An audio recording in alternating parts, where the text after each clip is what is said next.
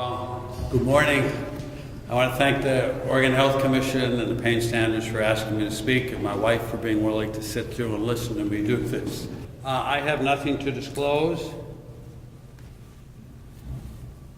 I'll get out my pointer. There, so that works. Our objectives, as you can see, we're going to talk about some nerve fibers for nociceptive pain, endogenous agents, 3 rules of neuroplasticity. And I threw this last one in because of some research that I saw, why female patients have more pain, and it's not psychogenic. A little commercial here for the American Academy of Integrative Pain. It used to be the American Academy of Pain Management. If you want to get with an organization that you learn about pain, you advocate for pain patients and its members, this is a great organization. It's been around since 1989. There's several thousand members nationally, and we've started the group in Canada for our Canadian speakers, the Canadian Academy of Pain Management, and in Europe as well. And so we advocate. So I encourage you can go to their programs. They're meeting right now at Harvard University this weekend, but I chose to be here instead. The Oregon Pain Management Commission's been around since the late 1990s. I was part of the group when we wrote the PDMP, and we're there to deal with educating the legislators and the governor on issues of pain management, and we help develop some multidisciplinary pain management programs for the medical schools, the physical therapy schools, the nursing schools. And if you want to be involved on the political level and not have to be an elected official, just contact the information at the bottom. They're looking for people from all healthcare provision because they want input from every one of us, and there are 3 at-large members from around the state. And you don't have to go to Salem. They only meet 6 times a year. You can do this online and listen to them and talk and be part of the program. So we're going to talk about the neurophysiology of pain from the skin to the brain and back. So we all know the ISP definition, an unpleasant or sensory or emotional experience associated with actual or potential tissue damage and described in such terms. We all know what it's like to hit your thumb with a hammer. It hurts, you might say a few words, you have some emotions, you have some anger, and you have pain. Fortunately, it goes away. So pain, according to Kushner, is part of being alive. We need to learn that, and pain does not last forever, nor is it necessarily unbeatable. We need to be taught that. I hope in my presentation I'll show you some ways to beat pain that are non-pharmacological. And of course, we got to get Sigmund Freud in here, and he used some work from Aristotle, that we lay it down that pleasure is a movement by which the soul as a whole is consciously brought into its normal state of being, and that pain is just the opposite. So Sigmund Freud had his own take on pain. We know that it's a huge problem in the United States, far outdistancing coronary artery disease, diabetes, and cancer. 1.5 billion people worldwide have pain. We know that it's very expensive. $60 billion a year, or $2,000 a person in the United States is spent on pain. There's $300 billion in lost productivity. It's the #1 cause of disability and the #1 reason for doctor visits. And 23% in these studies found opioids to be effective. Not a very big percentage. So pain is the #1 reason for medical visits. It always has a sensory and emotional response. You have suffering and pain behaviors, and Albert Schweitzer says it may be worse than death. Our classification of pain includes acute, lasting, a usual amount of time. You sprain an ankle, you're hoped it's better in about 4 weeks. Subacute is a term they used to use, some places they still do. That's an intermediate. Chronic pain is any pain that lasts longer than you anticipate it to. We have different types of pain. I'm going to start off with some neuropathic pain today because we had opioid-induced hyperalgesia. And we'll talk just a few bit. Our biggest topic will be this because it correlates with the other 6. This is the major areas of pain that we all deal with. So, neuropathy is a small nerve fiber action. It involves A delta, I apologize for the D here being capitalized, we know it should be small, and C fibers. You have 3 nerve fibers, I'll show you in a future slide, that transmit nociceptive information to the central nervous system. A beta, A delta, and C fibers.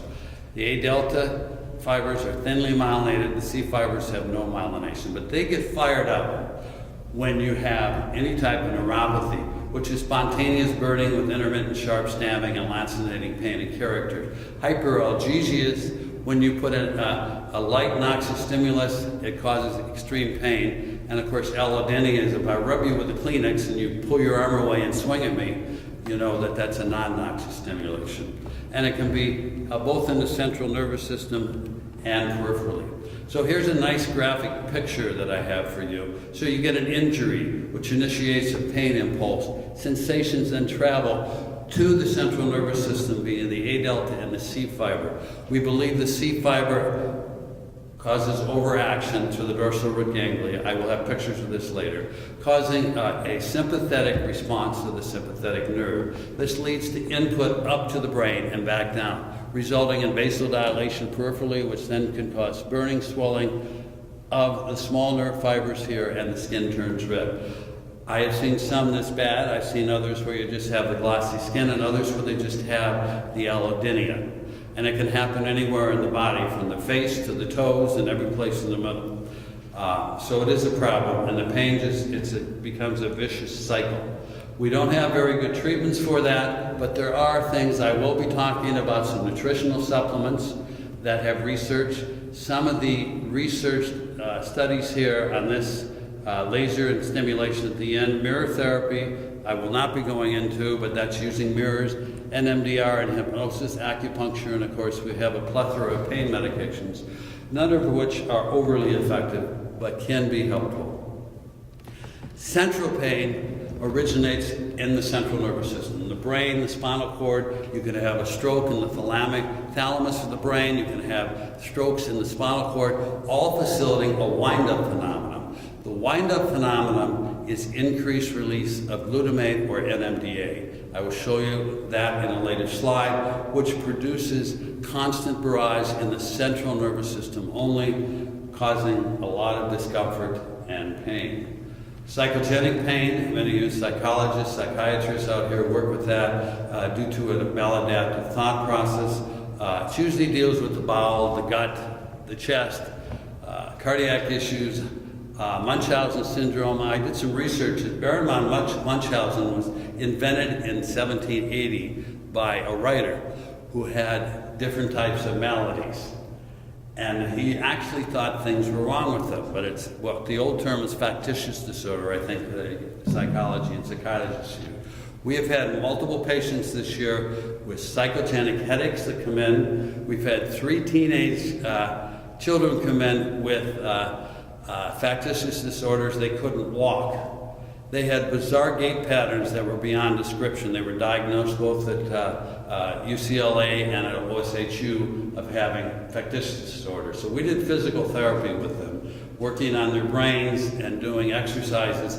All 3 of them recovered. The headache patients have recovered. But it wasn't due to a physical problem. It was psychogenic, and they found the underlying problem. Cancer pain is a big problem that does respond to opioids to help manage the pain. 70% of all cancer pain patients have pain, and 50% of them are terrible. So you can have it either to the connective tissue, muscle, direct invasion of bone, visceral pain. This is a good thing to see here. Lung, liver, and kidney are insensitive. You can cut them, you can burn them, you can stab them, and they don't have pain. But when you get this tension in a hollow organ, you facilitate pain, and that's what can really hurt. And that's where the pain is produced. Phantom pain, we all know if you have an amputation, the pain persists in the brain. This may be due to neuroplasticity, this may be due to other reasons, but it still originates in the spinal cord and the brain, and different parts of the body can be removed. And you remember the pain, it persists. We have persistent pain syndromes, used to be called chronic pain syndromes. You had changes in your mood, depression, anxiety, fear, worry. You had memory changes, short and long term, concentration changes, sleep changes, and depressed sex drive. Understanding that the same neurochemicals that affect your pain can affect all these. So there's a direct correlation of release in the brain. I don't know how many of you have this problem, but some of us think that we look much younger than we really are. I'm actually only 25, but you couldn't tell by looking at me. So we have the pain of youth. The main part of this topic is pain through nociception, which is a process of transmitting information from the site of pain to the central nervous system. It comes from the Latin word to injure, nocere, and it's transmitted, as I said, by 3 different types of nerve fibers. A beta fibers are thickly myelinated. Only 10% of it transmits pain. The rest is sensory, proprioception, balance, thermal. A delta fibers are thinly myelinated. You stub your toe, it hurts like crazy for 5 minutes, then you get up and walk away. And then your C fibers have no myelination. They give you your persistent chronic pain. They're probably the ones responsible for wind-up phenomenon and some of our neuropathies. The agents that are released when you have trauma are endogenous agents, and you can see them here: bradykinin, cytokines, prostaglandins. They break down into bigger categories. So what happens then is that you get your trauma. The trauma then goes in and stimulates a neurochemical release. You get your endogenous agents released, your substance P, your sensory neuropeptides. You get a release from mast cells, which causes substance P, histamine, vasodilation occurs, more substance P, and it all travels back via the 3 nerve fibers, A delta, A beta, and C, to the dorsal root ganglia. So the pain fibers, for lack of a better term, the nociceptive fibers, are free nerve endings in the skin, in your tissue, in your connective tissue, and they can all transmit pain to the brain via the 3 nociceptive fibers. Where are your nociceptive fibers? Joint capsules, blood vessels, fat pads, the anterior dura mater, just on the ependymma of the brain. They're not inside the brain at all. The anterior and posterior longitudinal ligaments, which support your spinal cord and connective tissue throughout the body. They are not in actual muscle tissue, only in the paramecium. They're not in the ligament flavum, which is the most lax ligament in the body, but it supports the spinal cord. Nerves have no nociceptive receptors in it, according to the research, and articular cartilage. The thing with nociceptive pain, that it's not adaptive. Until you remove the stimulus of pain and get it below a certain threshold, be it mechanical, thermal, or chemical, the pain will persist. Pain then causes a muscle response, tonic reflexogenic muscle guarding.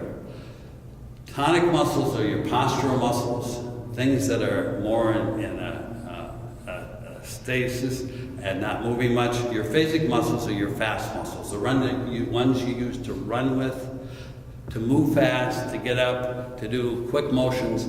They don't go into muscle spasm. So that's the difference. Tonic muscles will spasm, phasic muscles will not. So every time you have pain, you get a motor response. It's protective. Your back goes into spasm. You don't want to move. It's a protective mechanism the body has that's innate to prevent you from further damaging yourself. You have a perceptual response. The pain can increase or decrease. It can travel to the other side. It can travel up or down a couple of levels or be referred, such as myofascial trigger points, to other parts of the body. You have the facial constriction and sweating, as we saw. So there's a sympathetic response. And always, always, always with pain, you have a memory of pain from the hippocampus and other memory centers in the brain that remind you of what it was like, causing fear states, causing elevation of different neurochemicals, and you remember the pain. So now that we've gotten the peripheral aspect, we come here to the dorsal root ganglia. Now this is quite the nice entity. A lot of good stuff goes in there. So we got sensory information coming here. The dorsal root ganglia is the first place that can facilitate or uptake the pain, or inhibit or depress the pain. So from there, it goes into the dorsal root and to the anterior horn here. What happens there? What happens there in the dorsal root? The dorsal root, you get neurochemical release of different transmitters as it goes into this region here.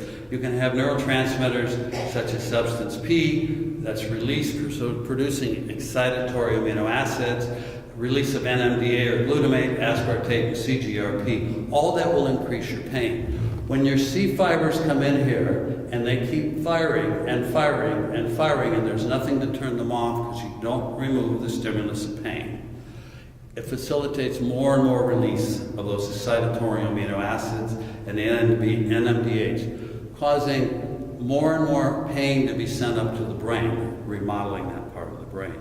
Now the nice thing is that we have something called GABA. We also have 23 different types of endogenous morphine that can inhibit pain in the whole process. What happens here though at the dorsal root? A lot of things. You can put a dorsal root ganglion stimulator, which comes in up to this region as far as I know. I've watched the videotape, and it comes over here, rather than the spinal cord stimulator, which goes on just the outside of the spinal cord. That can inhibit up to 50% of neuropathic pain.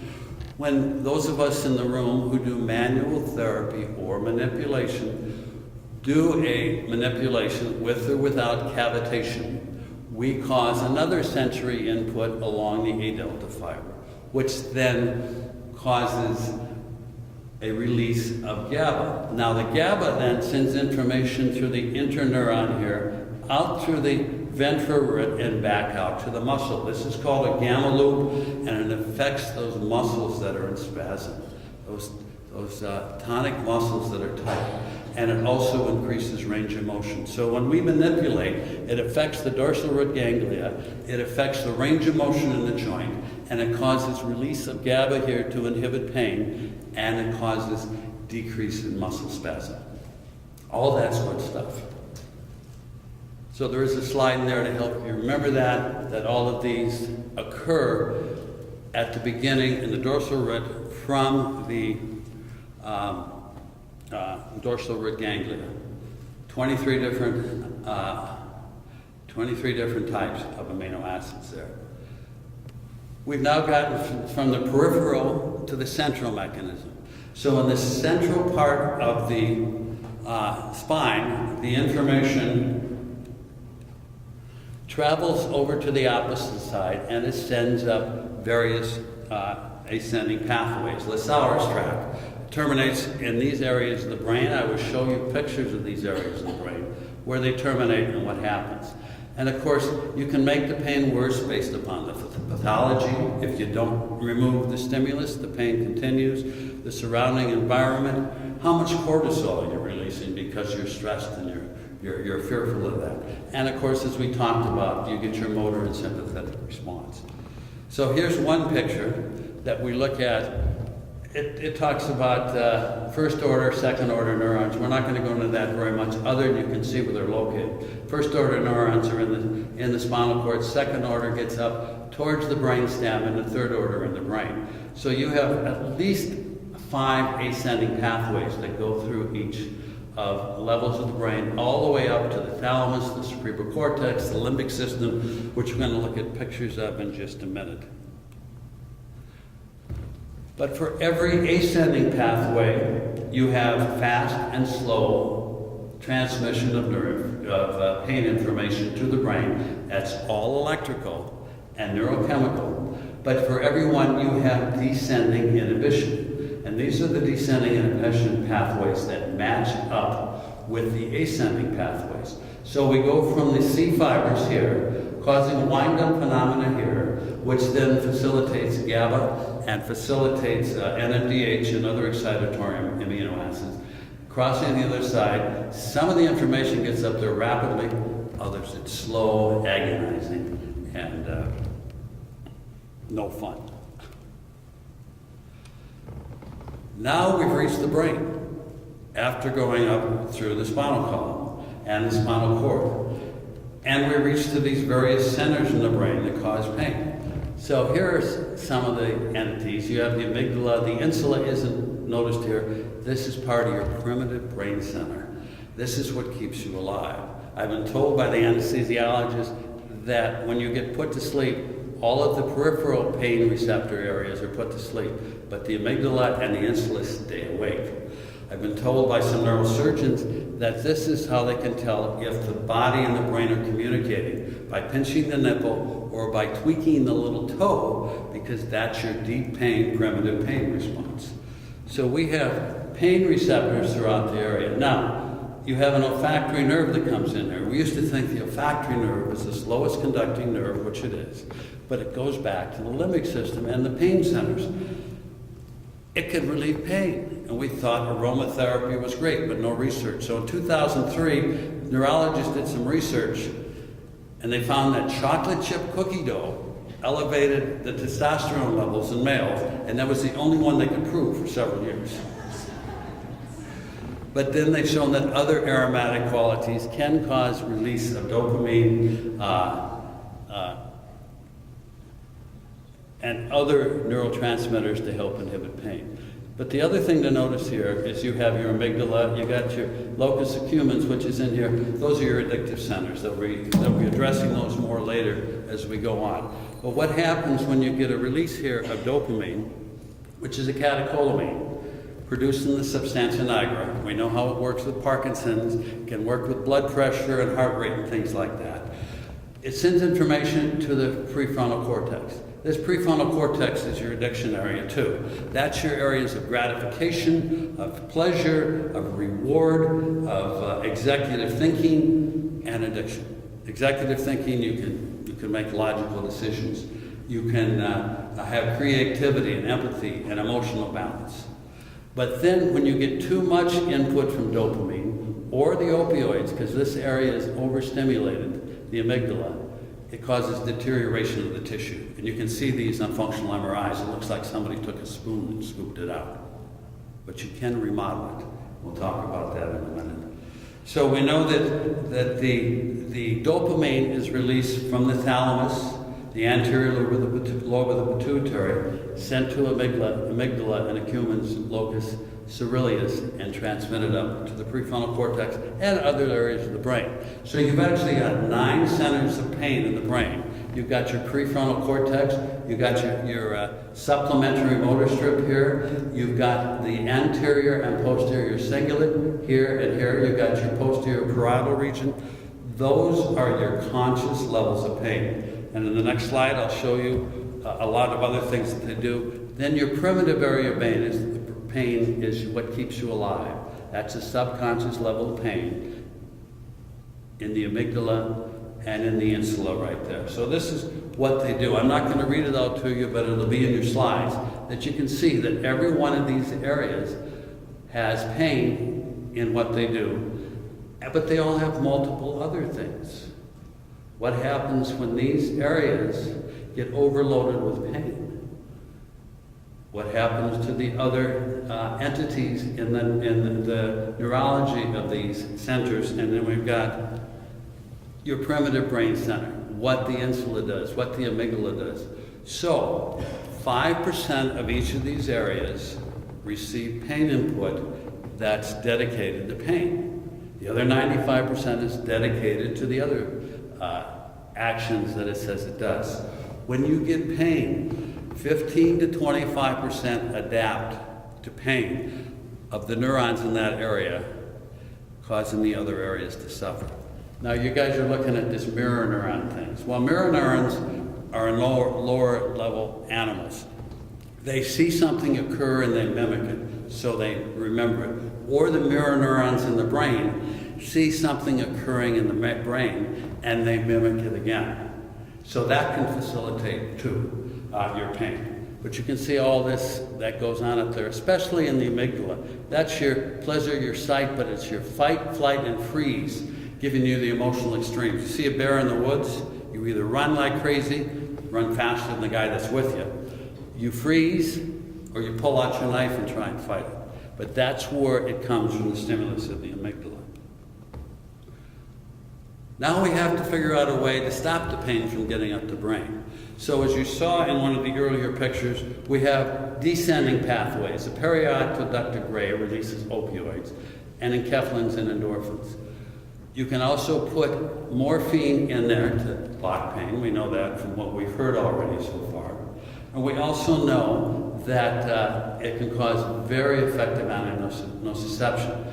A spinal cord stimulator, a dorsal root ganglion stimulator, and a TENS unit all can interfere with pain at the anterior horn, at the dorsal root, on a gate theory basis. The A beta fiber is overstimulated and blocks out the A delta, and C fibers. We also know that manipulation, as we talked about, can inhibit pain. High frequency electrical stimulation, you can stun the brain. We all know about ECT. And some of us have been around when patients have had it done. Now they look like they come out as meek as a lamb and they go in as wild as an out of control hyena. And I've seen this happen in my earlier practice.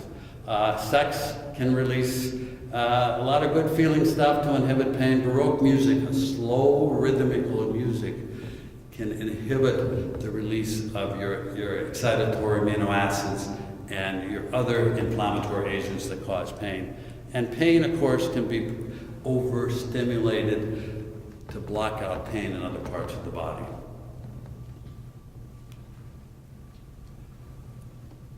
Pharmacological inhibition is another way to inhibit pain. We'll hear about that from the other speakers. But there's a reticular activating system that's located in the brainstem, the hypothalamus, and to the cortex. This is important for sleep, for dream, and arousal. And so when you take cannabis, it decreases pain in the cortical system, the brainstem, and the hypothalamus. Alcohol, as we heard, can either increase or decrease. A little bit can decrease, a lot can really increase, but this is in the cortical or the rostral aspect of the brainstem. Caffeine can increase your pain, and barbiturates such as soma can increase the pain through this area as well. Now, some of you may wonder how acupuncture works. The brainstem, or more specifically the vagus nerve, sends a branch to the ear. That's called Arnold's nerve. That's where the auricular acupuncture points are. It's an upside down homunculus for those acupuncturists in the room or those who practice. So that's where they know to put the needles. I saw a book yesterday by the acupuncturists I work with where they identified the first 6 points. It was in this book, and one was the shoulder.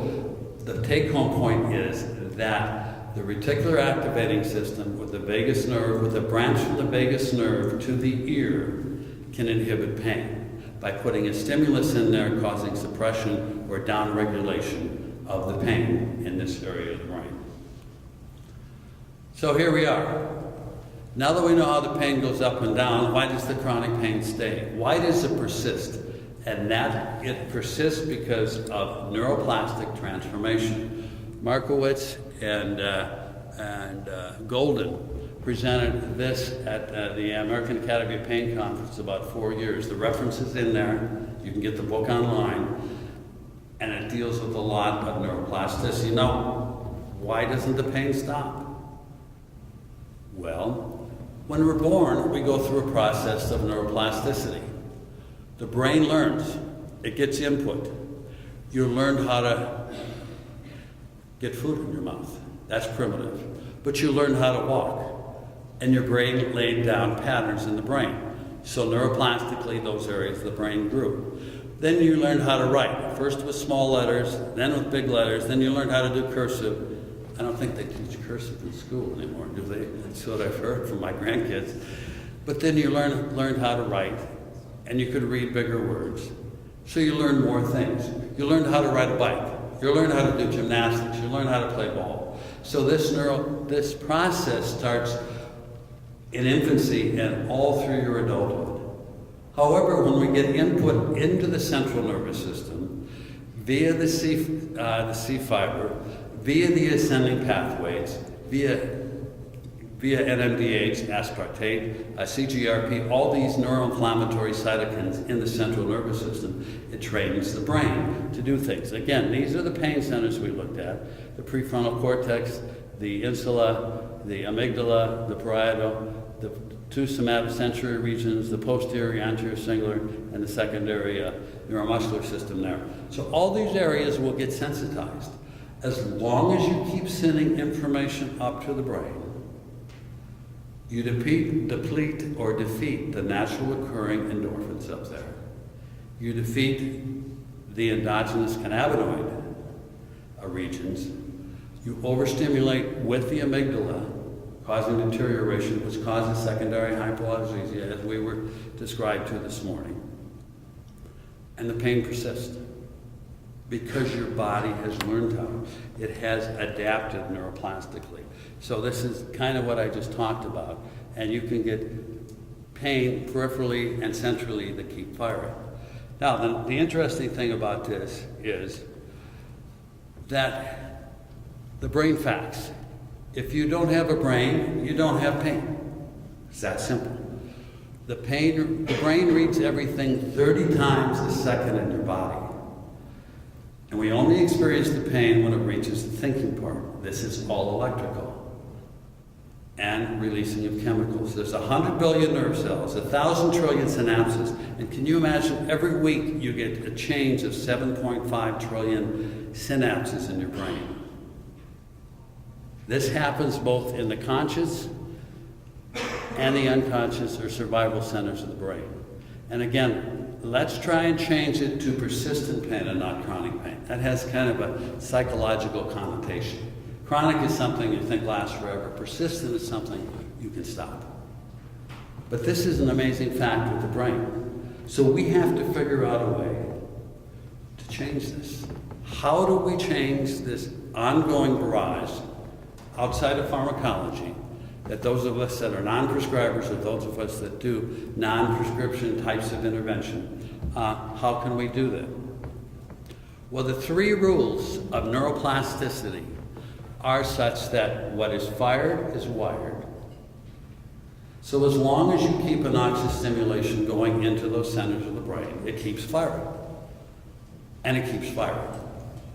And it causes all the secondary effects: emotional, memory issues, activity levels, everything drops. What you don't use, you lose. When you overstimulate those areas of the brain with pain, we looked at those 9 areas, you lose the functions in the other areas. They just don't get activated as much. And when you make them, you break them. And when you break them, you make them. So how can we change this? How can we train our brains to get a new skill, to do a new practice by a variety of sensory inputs from the outside? You can do it through Baroque music, as I said, through exercise, through dance, through prayer, through meditation, through cognitive behavioral therapies, mindfulness therapies. All of these help by changing what you do. Sometimes you got to push through the pain a little bit, and it hurts, but that's how you get better sometimes, by pushing through. So you change the functions by what you're putting in the brain. By reading books, you can write your way out of pain. There's 2 books on that I've seen. How to write your way out of pain, by writing it down. By bringing in visual input of things that are pleasurable, not immoral, but pleasurable, to help rechange those visual aspects of what you see in pain. So there are ways to put input into the brain. Both electrical and chemical signals will change because of what you're adding to the brain. And it's done by repetition. You learn a new skill. You learn a new function. Then we get the situation where we have combined pain. We have the nociceptive pain with the neuropathic pain, and you get a combination of pain. So I've just listed a few things here, how this all can combine, and we can get this a mixed pain response, which again is a learned process. To take it another step, there is a condition called CIPA, congenital insensitivity to pain with anhidrosis.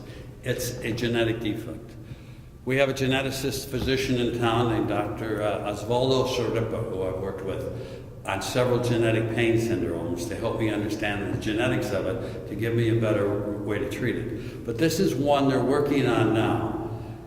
They have nociceptive and neuropathic types of pain. They can run through the bushes, get their eyes poked out, leave the eye hanging on a bush, and they don't even realize it. It's all impaired. And they can get fractures, lacerations, they can bleed like crazy, there's no cure, and most of them don't live very long. So this is a different type of non-pain. Ehlers-Danlos syndrome. How many of you have heard this? The hypermobility syndrome. Quite a few of you had. It's a genetic defect due to the connective tissue. There are 13 variations of this that exist. Pain is the primary reason they come to my office. I probably have 150 patients in Bend right now that have been my patients. I've got about 10 of them currently. They all have pain and they all have hypermobility. We measure their hypermobility, and we can only call it a hypermobility syndrome because no genetic testing is done to determine which one of the 13 variations there are. The 13 variations basically involve the central nervous system, neuropathies, peripheral vascular problems, cardiac problems such as POTS, internal organs problems, skin fragility and translucency. It affects the eyes, the dentition, and it causes general fatigue. But what we look at to evaluate them is a Beighton score. And we do that they have a 9 out of 9 score.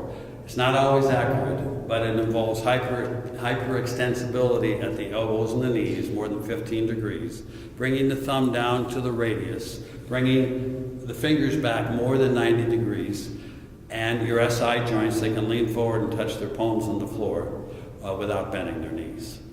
Now sometimes you only get 5 or 6 of those. I look at the cervical spine, and they can rotate past it 90 degrees. That's beyond your shoulder. That's pretty hypermobile for most of us. Or they open their mouth 50 to 60 millimeters. That's your TMJ. Normal is 40 to 50 millimeters. They're opening so wide they tend to sublux their TMJ. So their hypermobility, due to the connective tissue deficiency, can cause subluxations, which then leads to the physical therapists, the osteopaths, the chiropractors to reduce. They're not dislocations, they're just not quite riding.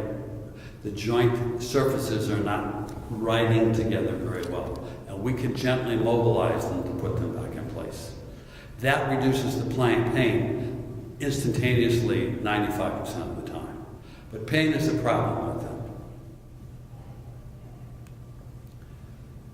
Fibromyalgia, been around a long time. It was back in the 1980s when I was at the Pain Treatment Center in San Diego.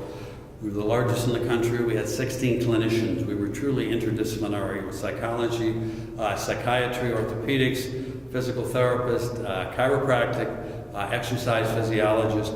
We were truly an interdisciplinary group, and we did a lot of research. But we had a lot of women that came in that had fibromyalgia. Interesting. As an aside, to go back just briefly, we got a lot of women came in with hypermobility syndromes. They were hypermobile. We didn't know about Ehlers-Danlos. So we thought it was progesterone causing laxity in the joints, but they were all in pain. And with both of them, they were diagnosed as having some psychiatric problems. They were not psychiatric problems. Let me just put it that way, and our psychiatrists and psychologists could show that. We know what the symptoms of fibromyalgia is, plus the headaches, the paresthesias, the IBS, the irritable bowel, irritable syndromes. We know now that it's, according to research, it's an inflammatory process in the central nervous system and the mast cells peripherally that elevate the pain. So there is a physiological entity to fibromyalgia. And we know that we've talked about some of these already. Substance P, CGRP, cytokines, they're increased both in the central nervous system and peripherally, causing them to be aware of pain. But why do the women have more pain? This is what I know you were waiting for. That there are extra nerve fibers, according to research done, that so there are more nociceptive receptors in female sample size per square centimeter in females than there are in males. So this favors a physical and not a psychosocial explanation. That's why women have more pronounced pain. And there's 2 other research studies that follow this up in Canada. Toronto, University of Toronto had 2 of them too. This is men in pain in Oregon. How many of you are deer hunters? This is suffering for men. Then we have a problem with pain tolerance. It depends on where your mommy is. If you're on the baseball field, mommy's not around, well, man, you're going to need stitches. But if you're at home and you just get a little bit of a hangnail on a sweater, mommy's close by. And then if you want some pain relief, which I'm going to talk about next, you go into the pain center, Broomhilda gets slammed, and she says, oh, you were looking for the pain relief center. So be careful what you ask for. Because we have modalities that we use to treat pain. A whole variety of modalities.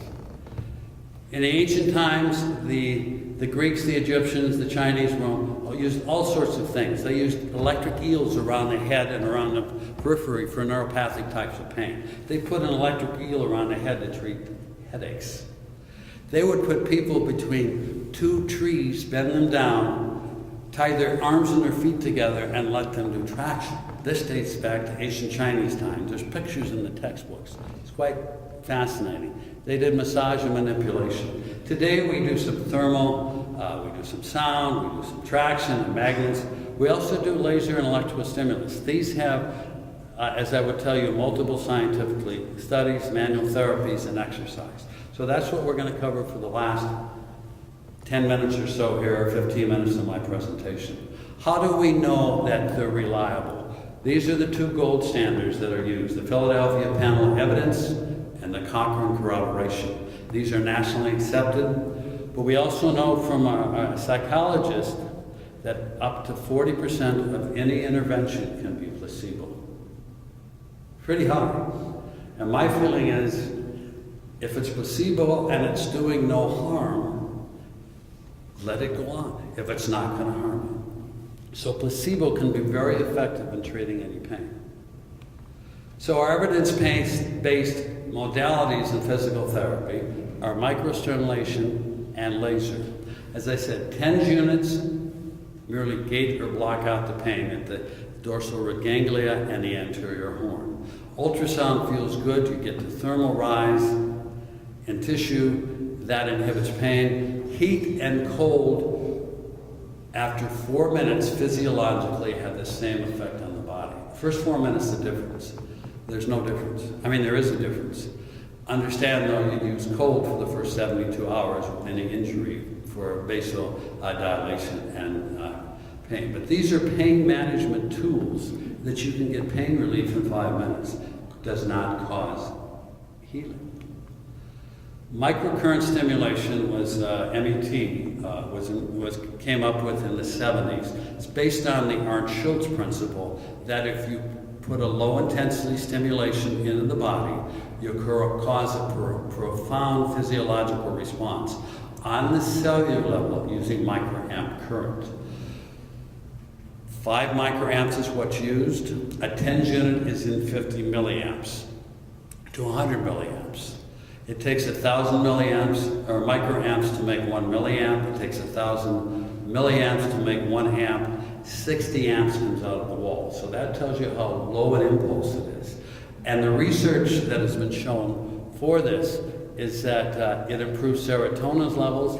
It improves depression. The military has several studies, I'll show you in a second, that they use it for PTSD through the brain, and it can be very effective. There's also several addiction studies in there, of their 135 studies, that are available through the National Institute of Health. So it works on the spinal thalamic cortical region, and it helps to improve sleep, releasing dopamine and 5-HT, 5-hydroxytryptamine, at the dorsal horn, altering pain perception, sending response up to the limbic system that can obviously decrease your pain. You can downregulate the spinal cord.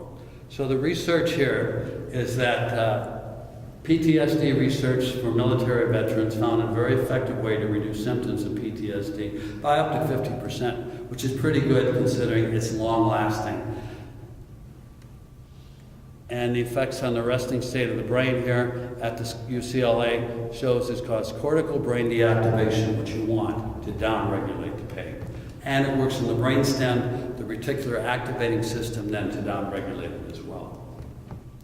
So light amplification by stimulation of emission of radiation was a theory Albert Einstein came up. He said, if you put elements in a metal tube, you put electricity through that tube, you get photons coming out the other end.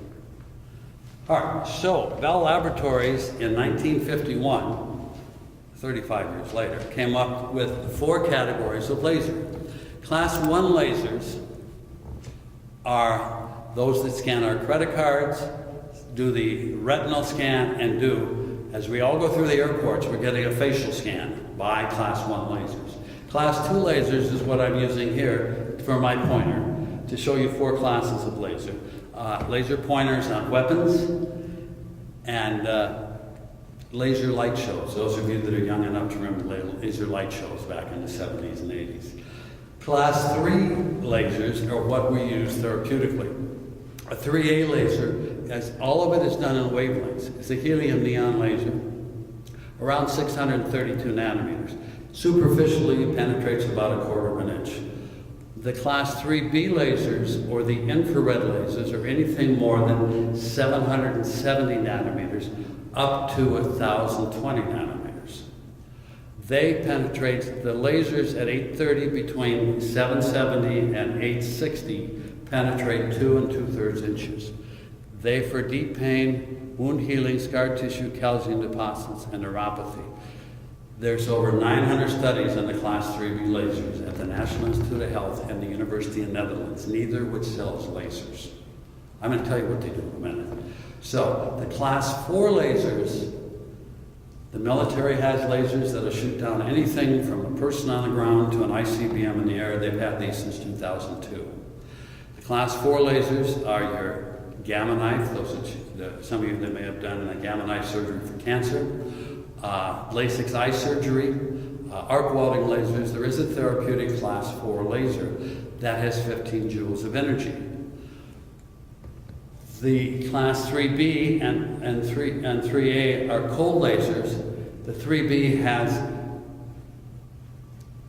95 milliwatts of heat, or 3 joules of energy, penetrating, again, 2.76 inches. The Class 4 laser is in nanometers between 904 and 1,020. The laser beam itself will penetrate 2 1/4 inches, but they add 15 joules of energy to it, which gives you the deeper thermal effect. They probably have 6 studies, so it's a little soon to say how well they work. People that use them swear by them.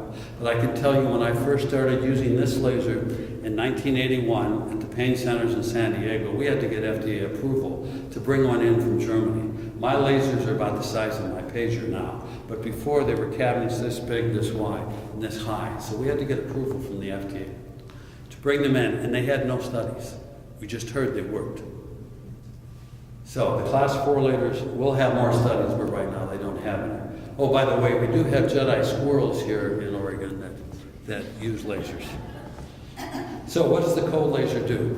The 900+ studies show that the cold laser will elevate your endorphins by 50%, increase the fuel to the nutritional cycle of every cell by 150% plus. It decreases the histamines, the bradykinins. It helps to stimulate muscle. Again, it's only 95 milliwatts. It lines up the collagen fibers, and it increases capillary circulation without heat. This is the 3B laser.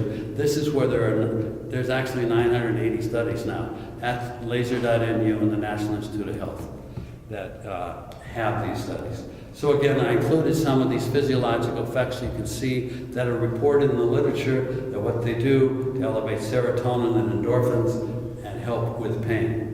Where do we use them? Any place you have acute or chronic pain, neuropathies, fibro. I use it for my post-polio patients because it does help them. You're asking, well, how effective it is. How long does it last? That's the good question. Most of them get a 60 to 70% reduction in pain when we combine the microstim, the manual therapy, the therapeutic exercise, and the laser. and it can help with wound healing. It's great for acute bruising when you get discoloration. We do manual therapy and physical therapy as well, so he's our best masseuse. So Dorland describes manipulation as skillful and dexterous treatment by the hand or in PT with forceful movement of a joint within or beyond its limitations. So we did talk about when we do manipulation, we reduce the pain, we increase the range of motion, and we reduce the muscle guard. It dates back to 400 BC. Hippocrates came up with it, and it talks about laying on of hands in the Bible. So, Andrew Still introduced osteopathic manipulation in the late 1880s, that should be in 80. And he went to Minnesota, where I grew up, and went out and dug up Chippewa Indian burial grounds and took cadavers into his secret laboratory to discover the arthrokinematic and the osteokinematic movements of joints, and wrote this down, and his son became the first osteopathic physician. There was crazy Sally Maps in Britain that in the late 1700s would go into Parliament and jump on everybody. She was 5'2", 300 pounds, and an alcoholic. The British College of Surgeons had her kicked out because they didn't like her. So as we talked about, the goal of manual therapy, it's to improve range of motion, decrease pain. Massage will also decrease pain, but there's increased EMG activity along the gamma loop with massage. But it does reduce pain, it feels good. In physical therapy, we also do exercise. And of course, this is not our goal when we do exercise. These two guys are not photoshopped. I think he probably is. That's not Photoshop. What? That's real. No, the first two guys are. These two guys are. I believe, I'm pretty sure he's photoshopped, but these two guys aren't. And I didn't Photoshop it. So, our goals for exercise, we know exercise can increase endorphins, improve self-esteem, decrease depression, improve motion around a normal axis, and increase power and strength. So we have 4 steps we go through. Basically, understand that each of these steps we take as the patient can tolerate, but we have to push them a little bit. To coordinate the motion, increase tissue, stabilize, and coordinate tonic and phasic muscles. It takes 5,000 to 6,000 repetitions to regain the form of coordination in tonic and phasic muscles to work together. We all know about Dr. Oz and Dr. Rosen. In July last year, they came up with walking as a way to reduce different situations, and it was better than running. Running can have a greater physiological effect that can be negative on joints than walking can. Some people can't run, but they can walk. So you can see that it can reduce hypertension, cholesterol, diabetes, and coronary artery disease. This is the study they came up. So this is on the slides for you to look at so you can know how to cut these other problems. In physical therapy, we also have to know drug and therapeutic exercise interactions, and when patients are on pain meds or anything else. So we know what the antipsychotics do. They impair your thermoregulations. The diuretics can cause hypothermia. The statins we know cause muscle ache, and the NSAIDs reduce muscle regeneration. So we have to be aware of this, of what our patients are taking. So it always helps when we get information on what medicines they're taking and how it's effective. Now, in my practice, I do supplement recommendation. Last October at the American Academy of Pain Conference, I took, after an 8-hour class, I took an online test for certification nutrition for pain management. I was the only physical therapist to take it and the only one to pass it. So I do recommendations based on research that, and I always give the patients the caveat, because I have to know the drug interactions with the nutritional supplements. But probiotics can be very good if they've been on a lot of opioids and they're coming off, and they can, the balance in the stomach and the gut can be brought back to normal. We also know that vitamin D3, there are thousands of references on vitamin D3. In fact, in March 20th of 2009 at the Mayo Clinic, Dr. Brian Anderson showed that if you had low vitamin D levels, you would need higher levels of opioids. So there's a correlation between nutrition and how the body will synthesize your opioids. Now, when I start somebody on these, I tell them wait 3 days before they add one. The omega-3s that are here, turmeric is a spice, fish oil is a fish oil. The difference between krill fish oil and regular fish oil is that regular fish oil comes from white fish, krill oil from krill. It takes 30 days to get to market. The NIH study showed fish oil will go rancid in 30 days, krill fish oil will go rancid in 9 months. The fish oil is about 40% absorbable in the gut, and the krill is about 80% absorbable in the gut. So it depends on what the patient can tolerate. Some can't tolerate the spice, some can't tolerate the fish oil. Both can be effective. The big thing now in the research and the studies, at this time, it could change next year, I can't tell you, but they show that the magnesium glycinate at 400 milligrams with food decreases nociceptive and neuropathic pain. With my neuropathy patients, which I have the chemotherapy-induced, the traumatic-induced, the idiopathic, we all love that term, but magnesium glycinate works with that. The magnesium malate has been shown to be very effective for fibromyalgia. In many of my fibromyalgia patients, they report getting better. But it's a combination of the two. Those with headaches and chronic pain and poor sleep, there have been studies showing how it can be helped with B12 and melatonin. And the melatonin helps with your sleep, wake cycles, jet lag, seasonal affective disorders, but it can help with headaches too. And we're looking at 3 milligrams. We're not talking a heavy dose. 5 milligrams, maximum 10 milligrams, and use those for headaches. Finally, we're all going to be out of a job someday because he'll wipe away every tear from their eyes. There'll be no more death, mourning, crying, or pain. From Revelation 21:4. We're all going to be out of a job. We don't want people to be in pain. We all have a role to do. We all have our place. Pain treatment is a team approach. There's no I in team. So all of us have to work together to get pain under control. So we're using physical therapy. We use our head to learn, our hands to apply, our heart for empathy. And I want you to take away that pain does not have to be a way of life. Okay?